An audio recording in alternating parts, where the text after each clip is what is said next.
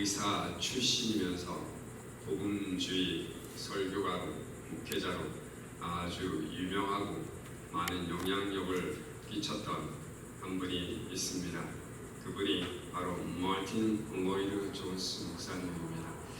그분이 이 땅 위에서 사역하실 때 정말 많은 사람들에게 큰 은혜를 끼쳤고 많은 사람들이 주님께 돌아올 수 있도록 많은 일들을 했습니다.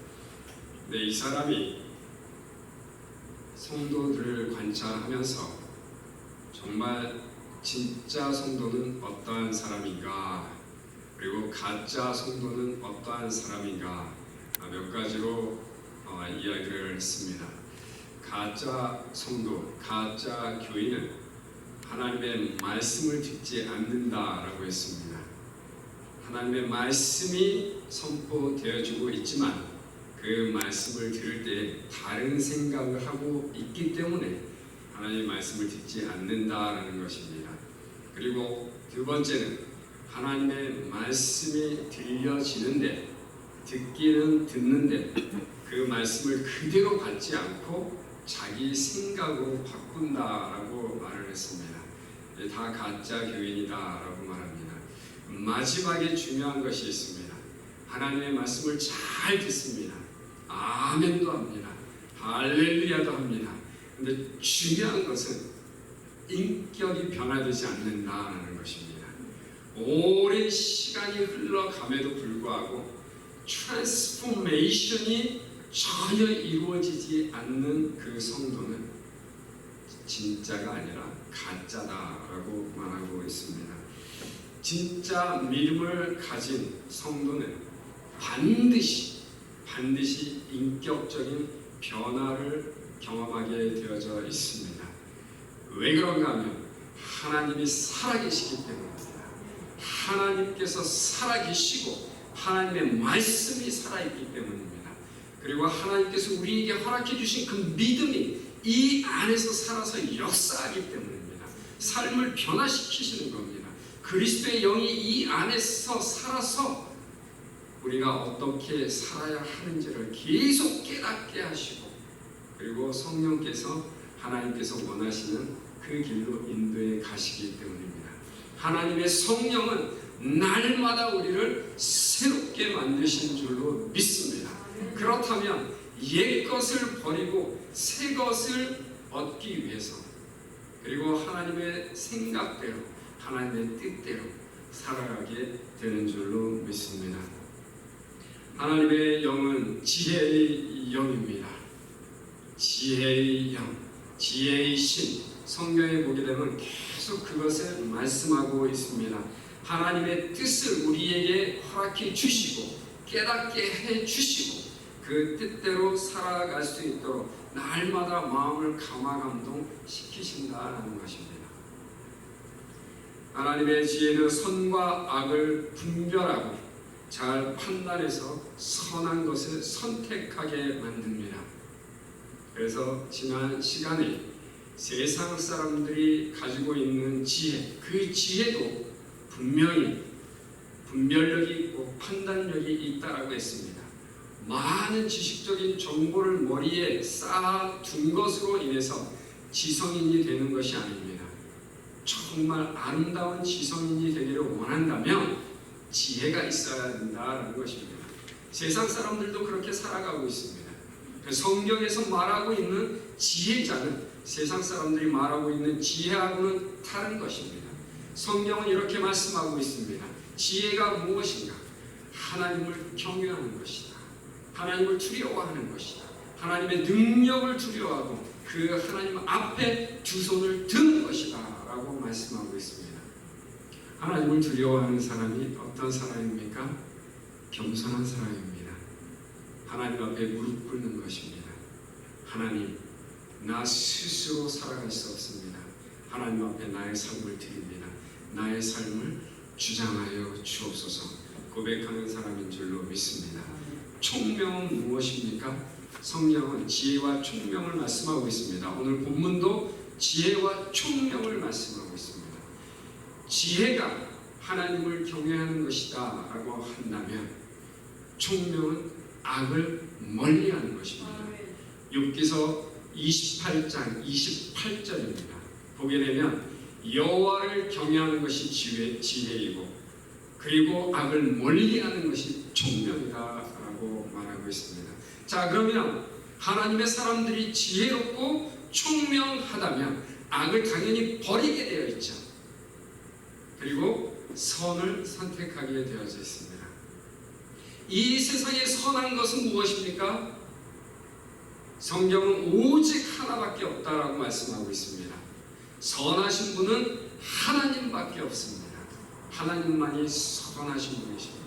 인간이 이 땅에 태어나면서부터 죄가 심령 가운데 있기 때문에 스스로 선한 일을 이루어갈 수가 없는 겁니다. 하나님의 영이 임해야지만 비로소 선해질 수 있는 겁니다. 하나님의 성령의 통치를 받고 하나님의 성령의 인도함을 받을 때만이 그때야 비로소 우리는 선한 사람이 되는 줄로 믿습니다. 하나님의 지혜는 반드시 전 인격적으로 하나님의 사람들을 변화시켜 갑니다. 오늘도 여러분의 삶에 조금씩 그리스도의 형상이 회복되어지고 있는 줄로 믿습니다. 한 번에 확 변할 수가 없겠죠. 세상 사람들은 그렇게 말합니다. 어느 날 갑자기 변하면 죽는다, 이런 말을 합니다. 우리도 마찬가지입니다. 성숙의 과정은, 성화의 단계는 어느 날 갑자기 변하는 것이 아닙니다. 스텝 바이 스텝, little by little, 조금씩 변해가는 거죠. 오늘 내가 변하지 않았다라고 해서 너무 낙심하거나 절망하지 마시기 바랍니다. 늘 하나님의 말씀을 사모하고 하나님의 말씀을 붙들고 하나님의 약속의 말씀 안에서 살려고 한다면 하나님의 성령이 변화의 삶으로 인도해 가실 줄로 믿습니다. 야고보 형제는 본문에서 두 가지 지혜에 대해서 말씀하고 있습니다. 하나는 하늘에서 오지 않은 지혜고 또 다른 하나는 하늘로부터 온 지혜입니다. 하늘에서 오지 않는 지혜를 지난주에 세 가지로 말씀드렸습니다. 본문에 기록되어져 있는 것, 세상적이고 육체적이고 마귀적이다, 악할 수밖에 없는 것이다 라고 말하고 있습니다.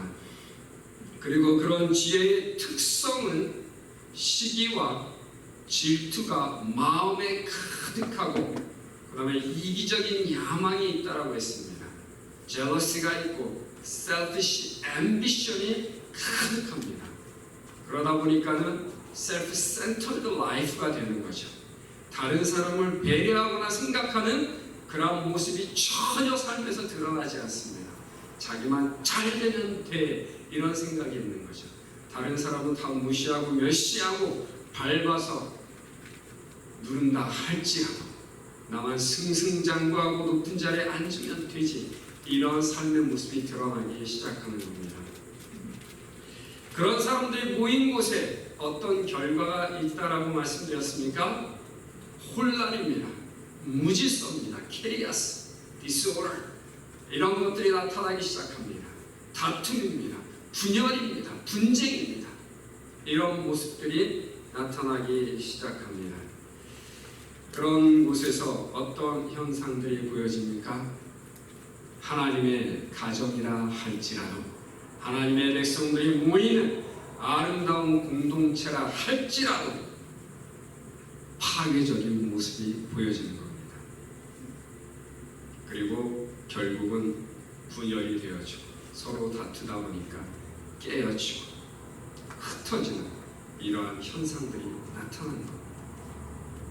그래서 여러분, 가정과 교회가 정말 건강하게 아름답게 세워져 가기를 원한다면 아직도 이 마음 안에 제거되지 않은 것, 시기와 질투 그리고 이기적인 야망은 지금 이 순간에 빨리 버리시기를 바랍니다.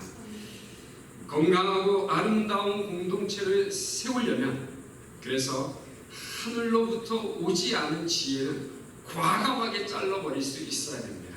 그리고 다른 하나, 하나님께서 허락하시는 지혜, 하늘로부터 온 지혜를 우리는 품을 수 있어야 됩니다. 하나님께서 주시는 그 지혜를 사모하고 하나님 앞에 나아가서 하나님 신령한 지혜를 허락하여 주옵소서 기도해야 될 줄로 믿습니다. 오늘 본문은 그래서 하늘로부터 오는 지혜를 가지고 여러분과 함께 나누기를 원합니다. 하늘로부터 오는 지혜의 특성이 있습니다. 오늘 본문은 두 가지로 말씀하고 있습니다. 첫 번째는 선행입니다. Good conduct. 두 번째는 온유입니다. 온유를 오늘 본문에서 영어로는 meekness라고 이렇게 기록하고 있습니다. 이 두 가지가 사실상 다음에 나열되어져 있는 그러한 선한 열매들하고 똑같이 연결되어져 있습니다. 어떤 열매인가 하면 오늘 본문에서는 선한 열매가 맺힌다라고 하고 있고 의의 열매가 생산되어진다라고 말하고 있습니다. 이것을 한마디로 요약하면 바로 갈라디아서에서 말씀하고 있는 성령의 열매입니다. 하나님의 백성들에게 정말 선한 마음이 있고 온유한 마음이 있다라고 한다면 성령의 열매가 맺혀진다라고 오늘 야곱의 언제는 말씀하고 있습니다. 선행이 무엇입니까? 착한 행실입니다.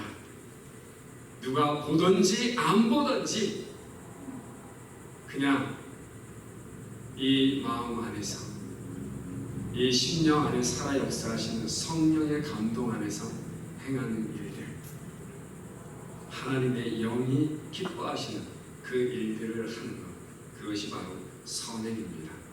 여러분, 작게는요 정말 도움이 필요한 사람들에게 손을 내미는 거죠. 그리고 내가 가진 것을 나누는 겁니다. 쉐어링하는 겁니다.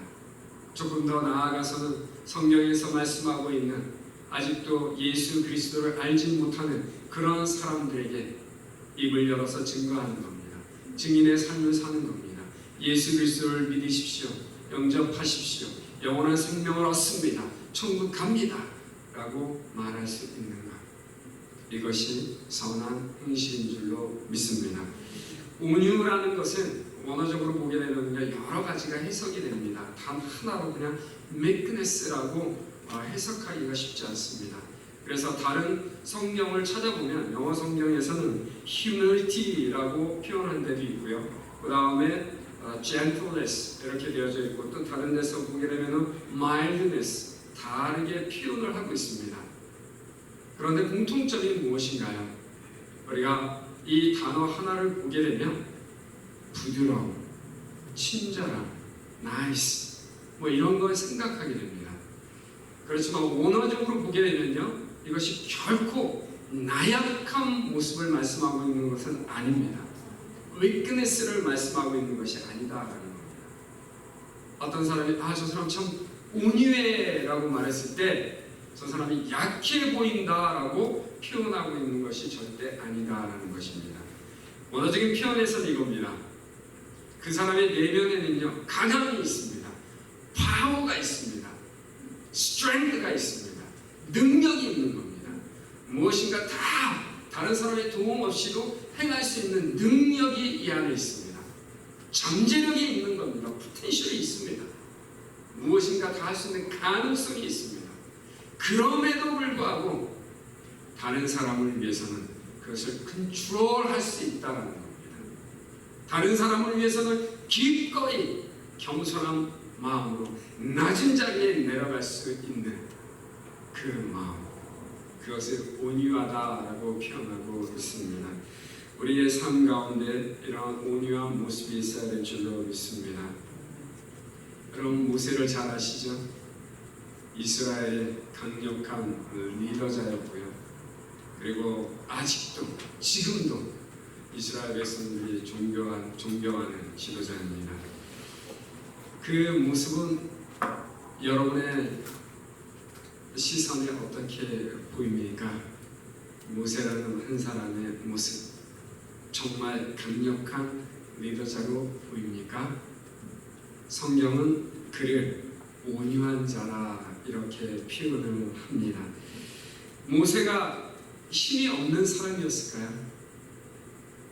아무것도 못하는 그런 사람을 하나님께서 유대인들을 위해서 이스라엘 백성들을 이집트에서 이끌어내기 위해서 그를 세우셨을까요? 모세는 이집트의 왕자였습니다. 그 당시에 미국과 같은 강대국이었습니다. 그 나라의 왕자로서 입양되어서 살고 있을 때 그는 궁에서 모든 것을 배웠습니다. 모든 학문을 배웠고요. 모든 무술을 다 배웠습니다. 정말 지성인 중에 지성이었죠. 바리도요. 식스팩은 기본적으로 가지고 있었겠죠. 무술도 잘했습니다. 다른 사람들 보기에 정말 넥스트 킹으로 부족함이 없는 그러한 사람이었습니다. 그러한 한 사람을 하나님께서 이스라엘 백성들을 구원하시는 그러한 구원자로 세우십니다. 그런데 이스라엘 백성들이 모세를 어떻게 대우했습니까? 정말 아무것도 할 줄 모르네. 그리고 힘이 없는 나약한 존재로 생각을 했습니다. 모세가 말을 하면 잘 들었나요? 이스라엘 백성들이요? 듣지 않았습니다.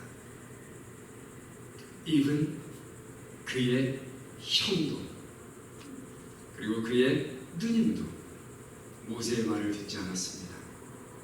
어느 날 모세가 한 여인을 취했습니다. 성경에 보게 되면 쿠시 여인이다 이렇게 기록을 하고 있습니다. 지금의 이디오피아 여인입니다. 그 여인을 취해서 같이 살고 있는데 형하고 누님이 찾아와서 야, 너 하필이면 왜 그 많은 여인들 중에서 흑인 여인을 택했니? 라고 비방을 합니다. 모세가 형보다 힘이 세고요. 누나보다 힘이 세서 한 번에 끝낼 수도 있었는데요. 대적하지 않습니다. 침묵을 지킵니다. 가만히 있습니다. 자기가 잘못한 것도 없는데 그렇게 와서 계속적으로 비아냥거리고 조롱하고 멸시합니다. 이건 하나님께서도 모세가 그렇게 한 거에 대해서 전혀 멘션을 하지 않으시는데 그들이 와서 자꾸 조롱하고 멸시하는 겁니다. 그럼에도 불구하고 모세는 가만히 있었습니다. 하나님께서 보셨을까요? 안 보셨을까요? 하나님께서 그들이 하는 말을 다 들으시고 그리고 행하는 행동 하나하나 다 지켜보셨습니다. 그리고 하나님께서 미리암과 아론을 징계하십니다. 특별히 미리암 그 누님에게는요 문둥병이 걸리게 하십니다. 왜 하나님께서 이토록 심판을 하셨을까요? 그냥 형제들 간의 다툼인데 다툼도 아니죠. 그냥 동생이 한 행동에 대해서 조롱하고 멸시하는 겁니다. 그런데 하나님께서 나서셔서 간섭을 하시는 겁니다.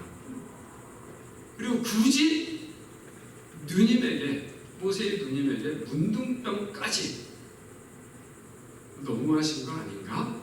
이런 생각을 우리는 해볼 수가 있습니다. 그러나 미리암과 아론의 마음에는요 다른 사람이 알지 못하는 그것이 있었습니다. 그것이 바로 시기와 질투였습니다. 그 마음으로 인해서 항상 모세를 대적했던 겁니다. 다른 백성들도 똑같죠. 성경은 이렇게 기록하고 있습니다. 그들이 모세에게 이르되 여호와께서 모세와만 말씀하셨느냐 우리와도 말씀하지 아니하셨느냐. 이 말씀이 무엇입니까? 모세하고 자기들하고 동등이라고 생각하고 있는 겁니다. 똑같다고 말하고 있는 겁니다. 그런데 모세가 하는 말을 우리가 꼭 들어야 되겠니? 라는 것이죠. 시기와 질투인 겁니다. 하나님께서도 우리와 말씀하셨지. 모세하고만 말씀하셨니? 이거는 바로 그겁니다. 하나님께서 그들의 마음을 하신 겁니다. 시기와 질투심, 이기적인 야망, 이것은요 공동체를 깨뜨립니다. 그래서 하나님께서 바로 경고를 하신 거죠. 모세는 어떻게 했을까요? 그 어려운 상황을 보고 미리암 누님을 위해서 기도합니다. 그리고 하나님께서 미리암을 치유해 주십니다. 여러분, 종교 지도자들, 예수님을 대항했던 종교 지도자들은 어떠했을까요? 예수님께서 잘못하신 것이 단 한 가지도 없었음에도 불구하고 종교 지도자들은 항상 예수님을 대항했습니다. 그 이유가 무엇일까요? 바로 시기와 질투입니다. 그리고 이기적인 야망입니다. 그것 때문에 예수 그리스도를 조롱하고 핍박하고 모함하고 결국 십자가에 못 박아 죽인 겁니다. 성경은 예수님을 어떻게 표현하고 있습니까? 예수님은 온유하시고 겸손하신 분이시다, 이렇게 표현하고 있습니다. 예수님께서 직접 하신 말씀입니다. 나는 마음이 온유하고 겸손하니. 주님께서 하신 말씀입니다. 예수님께서 힘이 없으신가요? 그래서 종교 지도자들에게 그냥 당하셔야만 했을까요? 예수님께서 이 땅에 오신 목적은 분명했습니다. 모든 인류를 구원하시기 위해서 구원자로 오신 겁니다. 그런데 그 구원자를 사람들은 십자가에 못 박았습니다. 죽였습니다. 예수님은 하나님의 아들이십니다. 창조주 하나님이십니다. 그런데 피조물들이 무지해서 모두 악한 일에 협력해서 예수 그리스도 하나님의 아들 창조주를 죽인 겁니다. 왜요? 시기와 질투 때문입니다. 여러분, 공동체 안에 이러한 마음이 있다라고 한다면, 교회, 하나님께서 세우시기를 원하는 그러한 곳에 시기와 질투가 있다라고 한다면 분명히 무너질 수밖에 없습니다. 그러나 온유한 마음, 선한 착한 행실이 있다라고 한다면 무너지는 것이 아니라 협력해서 세워지는 역사가 있게 되는 줄로 믿습니다. 선행과 온유의 삶을 사는 성도들에게 나타나는 그 아름다운 열매가 있습니다. 하늘에서 온 지혜를 통해서 나타나는 성도들의 삶의 변화된 모습 속에서 보여지는 것들입니다. 그 보여지는 것들을 본문에서 8가지로 말씀하고 있습니다. 하나님의 지혜 안에서 나타나는 성숙한 신앙인들의 모습 속에서 드러나는 그런 아름다운 성령의 열매죠. 첫 번째가 바로 성결입니다. 성결. 본문에서는 성결을 말하고 있는데, 그 성결이라는 것은 바로 깨끗함이죠. purity, 깨끗한 겁니다. 거룩함입니다. 더러움이 없는 겁니다. 하나님께서 백성들에게 말씀하시는 것이 그것입니다. 내가 거룩하니 너희도 거룩하라. 이 안에 더러운 모든 것을 제거해라, 내어 버려라 라고 말씀하고 있는 겁니다. 지난번에 황우정 집사님하고 재미있는 대화를 나눈 적이 있습니다. 식사를 같이 하게 되었는데요. 황우정 집사님이 이런 말씀을 하셨습니다. 목사님, catfish, 여러분 catfish 좋아하시죠? 새들은 catfish를 먹지 않습니다. 이런 말을 합니다. 그래서 예전에 애틀랜타에 있을 때 제가 catfish 맛있게 먹었는데요. 새들이 catfish를 안 먹습니다. 그래서 왜요? 라고 제가 질문을 했더니 간단하게 한 말씀하셨어요. 더러워서요. catfish가 더럽다고 그렇게 표현을 하시더라고요. 냄새가 나고. 그래서 그런데 제가 이제 그거를 테스트하고 있었거든요. 캣피쉬들이 있는 곳에다가 이제 프라이스를 좀 던졌습니다. 캣피쉬들이 막 이렇게 몰려왔어요. 엄청 많은 겁니다. 그리고 그 옆에 새가 있었습니다. 분명히 물고기가요 눈에 보일 정도로 많이 올라오는데 새가 거들떠보지도 않더라고요. 그래서 진짜 저 새가 혹시 배불러서 그런 건 아닌가. 그런데 오랫동안 그 캣피쉬가 많은데도요 한 마리도 안 잡아먹더라고요. 진짜인지 아닌지 제가 잘 모르겠네요. 그러나 제가 목격한 사실이 그겁니다. 여러분, 새들도요 더러운 거 먹지 않습니다. 거룩한 하나님의 백성들이요 왜 더러운 것을 찾아갑니까? 깨끗한 곳이 얼마나 많이 있습니까? 하나님께서 주시는 깨끗한 것이 얼마나 많이 있습니까? 왜 자꾸 더러운 것을 찾으려고 하고 더러운 것을 먹으려고 합니까? 그거는 세상 사람들이 찾는 겁니다. 하나님께서 원하시는 것은요 퓨리티입니다. 그곳에 하나님의 성령이 역사하시고요 하나님께서 기뻐하시는 열매가 나타나는 줄로 믿습니다. 또 그 다음에 말씀하고 있는 것들이 자비와 선한 열매, 편벽과 거짓이 없는 것, 여러 가지가 많이 기록되어져 있습니다. 그런 것들은요 한마디로 말씀드리면 maturity, 성숙함을 말씀하고 있는 겁니다. 여러분, 선한 생각으로 마음에 치우고, 그리고 거짓이 없고 정직하고, 그리고 위선이 없다라고 한다면 아름다운 열매의 모습들이 그 삶 가운데서 열리게 된다라는 사실입니다. 우리 심령 가운데 항상 아름다운 열매가 맺혀져야 될 줄로 믿습니다. 성숙한 신앙인의 모습이 보여져야 될 줄로 믿습니다. 마지막으로 말하고 있는 것이요 피스입니다. 화평. 이 화평이라고 하는 것은요 할모니를 이루는 것입니다. 유니티를 이루는 것입니다. 하나가 되게 하는 것, 아름다운 조화를 만들어내는 것, 이것이 바로 화평입니다. 오늘 18절 말씀을 한번 보도록 하겠습니다. 화평케 하는 자들은 화평으로 심어 의의 열매를 거두느니라. 예수님께서 이 땅에 오신 목적이 구원입니다. 죄인들을 구원하시기 위해서 이 땅에 오셨습니다. 죄에서 깨끗하게 하시는 것으로 멈춘 것이 아니라 사망 권세에서 자유케 하셨습니다. 그리고 하나님께서 우리를 하나님과 연합되게 하셨습니다. 하나 되게 하신 겁니다. 예수 그리스도 안에 있으면 하나님과 하나 되는 줄로 믿습니다. 하나님께서 원하시는 것이 이겁니다. 예수님께서 원수 되었던, 하나님과 원수 되었던 우리를 하나님과 화평하게 하셨습니다. 십자가의 죽으심으로 말미암아. 그렇다면 우리도 이 땅에 사는 동안에 해야 될 것이 바로 그겁니다.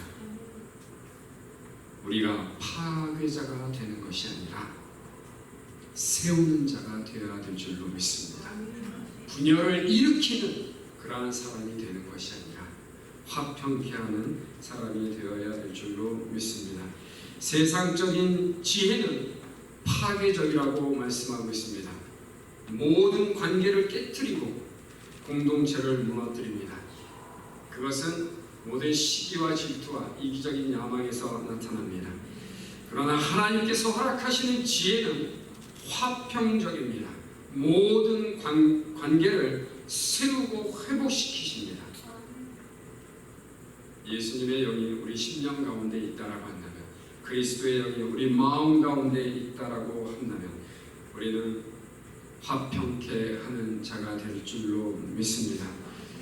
혹시라도 지금 이 시간에 대적하는 영이 있다라고 한다면, 그리고 마음 가운데 아직도 화해하지 못한 사람이 있다라고 한다면, 아직도 생각만 해도 마음에 분이 일어나고 그리고 입에서 욕이 나온다라고 한다면 지금 이 시간에 용서하시기 바랍니다.